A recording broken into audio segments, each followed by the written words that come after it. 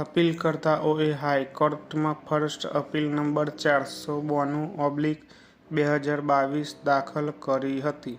વાદગ્રસ્ત ચુકાદા અને હુકમ અન્વયે ઉચ્ચ અદાલતે ઉક્ત ફર્સ્ટ અપીલને તે અવલોકન પર ફગાવી દીધી છે કે રેફરન્સ કોર્ટનું સમય મર્યાદાના બાદને આધારે ઉક્ત રેફરન્સ ફગાવવી યોગ્ય જ હતું. હાલની આ અપીલનું વિષય વસ્તુ હાઈકોર્ટે આપેલ સદર વાદગ્રસ્ત ચુકાદા અને આદેશ છે. ફકરો: અપીલકર્તાઓ વતી હાજર વિદ્વાન વકીલે ભારપૂર્વક દલીલ કરી છે કે કેસની હકીકતો અને સંજોગોમાં અને ખાસ કરીને જ્યારે અપીલકર્તાઓએ સંપાદન પ્રક્રિયાને પડકારી હતી જેનો આ અદાલતે 2013માં સ્પેશિયલ લીવ પિટિશન ફગાવી દેતા અંત આવ્યો હતો.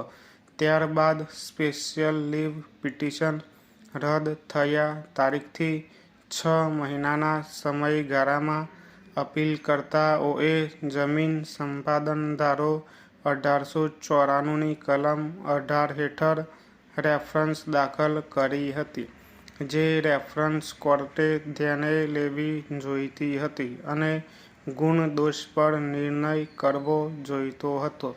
એવી રજૂઆત કરવામાં આવી છે કે રીટ પિટિશન નંબર 1428/2012ને ફગાવતી વખતે હાઈકોર્ટની ડિવિઝન બેન્ચે અપીલકર્તાઓની તરફેણમાં વળતર વધારવા માટે તેમણે ઉપલબ્ધ હોય તેવા ઉપાયો હાથ ધરવા માટેની વિશેષ છૂટ અનામત રાખી હતી અને જ્યારે અપીલકર્તાઓએ વળતર વધારવા માટે રેફરન્સ દાખલ કરેલ ત્યારે તે સમયમર્યાદા બાદના આધારે રદ કરી શકાય તેમ ન હતો. ફકરો: એવી રજૂઆત કરવામાં આવી છે કે આ કેસની ખાસ હકીકતો અને સંજોગોમાં ઉચ્ચ અદાલત સમક્ષ અને ત્યારબાદ આ અદાલત સમક્ષ રીટ પિટિશન દાખલ કરવામાં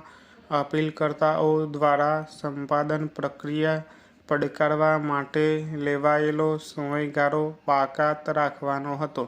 એવી રજૂઆત કરવામાં આવી છે કે અરજદારોની કિંમતી જમીનને જમીન સંપાદન ધારો 1894ના કાયદાની જોગવાઈઓ હેઠળ ફરજિયાતપણે સંપાદિત કરવામાં આવેલ અને જમીન સંપાદન અધિકારીએ પ્રતિ ચોરસ મીટર રૂ.69નું વળતર મંજૂર કરેલ છે.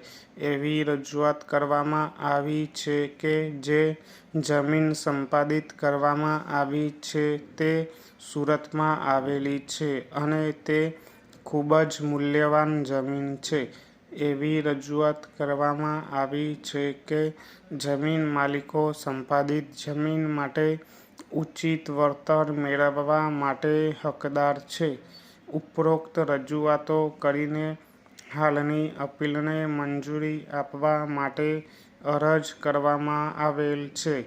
હાલની અપીલનો સામાવાળા નંબર 3ના વિદ્વાન સિનિયર એડવોકેટ શ્રી શ્યામ દિવાન દ્વારા તીવ્ર વિરોધ કરવામાં આવ્યો છે.